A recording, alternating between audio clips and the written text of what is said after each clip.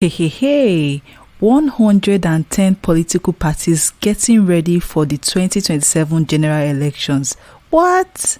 Hello everyone, welcome back to Ebony People TV, your go-to space for real conversations and critical updates across Nigeria and the Southeast.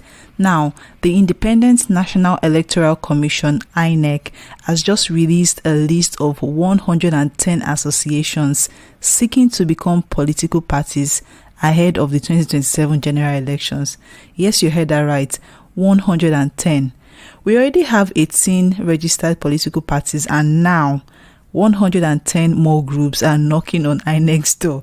This is really funny, honestly. Can you imagine what the ballot paper would look like if all of them were to be approved? So, according to INEC chairman, Professor Mahmood Yakubu, these 110 groups have submitted formal letters of intent, normal thing, and the commission is currently reviewing their requests in line with the law. Now, Independent National Electoral Commission, that's INEC, has released a list of 110 associations seeking registration as political parties ahead of the 2027 general election. The chairman of INEC, Professor Mahmood Yakubu, made this disclosure on Wednesday during INEC's second quarterly consultative meeting with media executives held in Abuja. Among the associations are the Obedient People's Party, OPP, Advanced Democratic Alliance, ADA, Progressive Obedience Party, POP, and others. Every election cycle, new associations show up trying to form one political party and another, only for most of them to vanish after the elections. So what's really going on here? Because I don't understand. The legal expert and political analyst Fred Nziako explained the situation clearly. He said, yes, Nigeria's constitution actually allows freedom of association, meaning anyone can come together to form a party, just the same way anyone can come together to form a company. But now, the problem is, after the 2019 elections, INEC deregistered 73 political parties out of the 91 we had back then because they did not win a single seat. So why are we repeating the cycle again this time? And should we even be entertaining new registrations if many are unserious and unstructured? Let us hear from you in the comments. According to INEC, all 110 groups have submitted letters of intent, and their requests are currently being processed in accordance with the law and laid down guidelines. Joining us in the studio for this conversation is lawyer and political analyst Fred Nziako.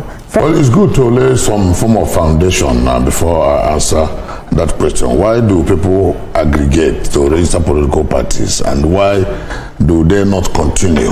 One, the Constitution allows for freedom of association. Absolutely. So, etched on that, people can come together and say, we want to form a political party, just like some people can come together and form a company, limited liability company. Then with that, recall that there was an issue sometime when INEC refused to register more political parties, and late Chief Ganifa of the blessed memory went to court, and the matter went up to Supreme Court. And Supreme Court said that based on the provision of the Constitution under the Freedom Charter, you cannot deny people from aggregating and forming an association. So people now utilize that opportunity to form all manner of associations and then come to register as a political party. But then there is also a proviso in the Electoral Act and more in INEC guidelines that any party that does not win election, that means that party is not supported or liked by the people, and that party will be deregistered. And that was why sometime around before 2019 election, we had about 91 political parties. It was so unwieldy and so challenging. But after the 2019 election, INEC pruned it down to 18. By 2020, about 73 political parties were deregistered. Now, that is what we are running with for now. Now, people have started gathering again, to register more political parties. It is a sign of democratic freedom that people have, that people enjoy. Freedom to associate, freedom to register political parties, and freedom to run as a political party and to contest the election. But it's also a sign of lack of ideology in the Nigerian political space. Because if you have ideological leanings, they will, what are we doing with 110 political parties? When we had 91, it was so terrible for us to manage. Even the 20, later it came to 24 and now 18. It is still not uhuru in management, because every political party was come on the ballot paper. And what I expected INEC to do is to raise the bar.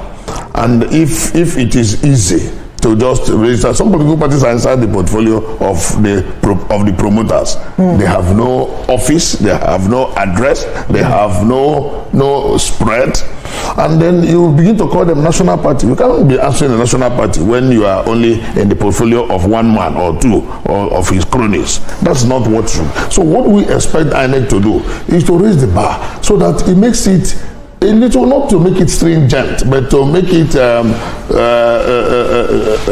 to be easy for people who are serious, but not easy for people who just want to reach a political party for the sake of. Can you expatiate on that? How can INEC go about it? The guideline of INEC for registration of political parties should include the fact that you must have 24 states. Not only issue of 24 states, that is there, which is to third majority of the country, but you must have offices in those places. And they should physically inspect them.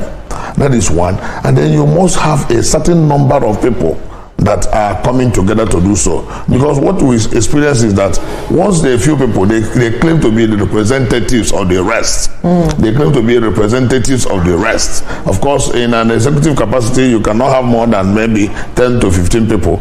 But does it mean that in a population of over 200 million people, once 10, 15 people come together, they claim to be representing the rest, and you then register them as political party?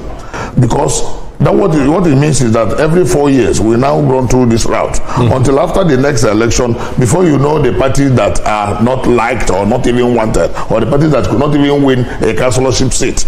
The INEC election is conducted from presidency down to House of Assembly. So any political party that does not win a seat in any state House of Assembly obviously should be deregistered. But then again, it gives an indication that Nigerians always want to have their own. This collectivity is lacking in our political space. We need to look at why does it happen. The easy answer you can get is that political parties do not have internal democratic tendencies. Right. Okay. That is the major problem. You know, I was going to ask you. Yes. I was going to ask you the question you just answered. Yeah. You know, I mean, they are coming as if this thing is for free. You know, there's so many of them. 110 and 10 new ones in addition to the 18 that are already existing. So we are going to have 128 parties. I wonder how the ballot paper will look like if all of them are registered. However, do you think the IBB solution was the best for Nigeria? He came up with two parties, and we ended up having an election that was declared the freest and fairest election we ever had.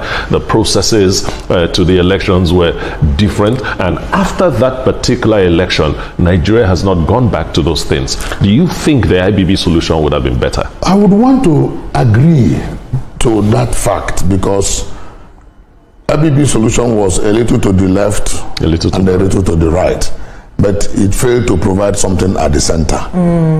So by way of military decree, the government decreed two parties into existence, the SDP and the NRC, and there was a little to the left, a little to the right, nothing at the center.